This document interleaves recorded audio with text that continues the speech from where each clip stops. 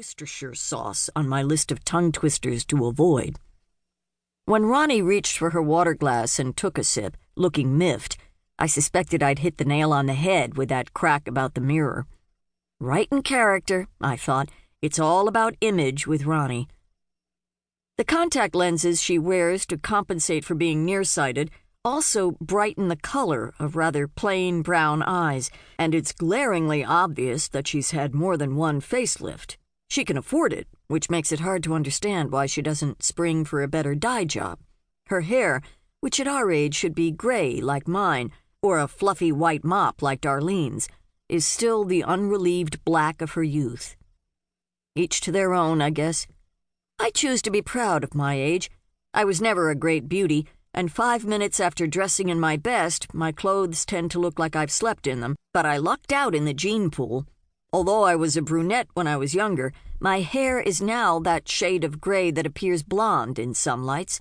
Though I say it that shouldn't, it doesn't look half bad on me, and it complements my pale, relatively unlined skin and light blue eyes. I let the silence stretch, concentrating on my grilled cheese sandwich.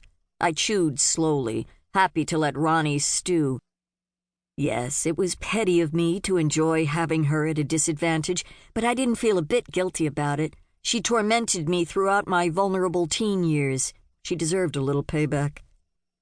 Across the table from me, Darlene was struggling not to laugh. She knew exactly what I was thinking. She also knew that I wouldn't turn down their request just to spite Ronnie. It remained to be seen if my other objections would hold up. To avoid locking eyes with either of them, I shifted my attention to what was going on around us. Inside the cafe, Ada was waiting on a foursome of local businessmen. A young woman sat alone in a corner reading a book. A middle-aged couple occupied one of the tables for two, engaged in an intense conversation. Delicious smells filled the air. The ever-present aroma of fresh ground coffee mingled with scents from all my favorite comfort foods. I try to eat sensibly, I do, but I have a weakness for homemade pastries and deep-fried potatoes and innumerable other things that are bad for me. I'd finished my sandwich and my fries. To quell the impulse to order seconds, I concentrated on the view through the plate glass window beside me. Although it was a sunny and pleasant afternoon in mid-July, there wasn't much to see. The sidewalk was empty, and even though Main Street is the main route through downtown Lenape Hollow, only a few vehicles passed by.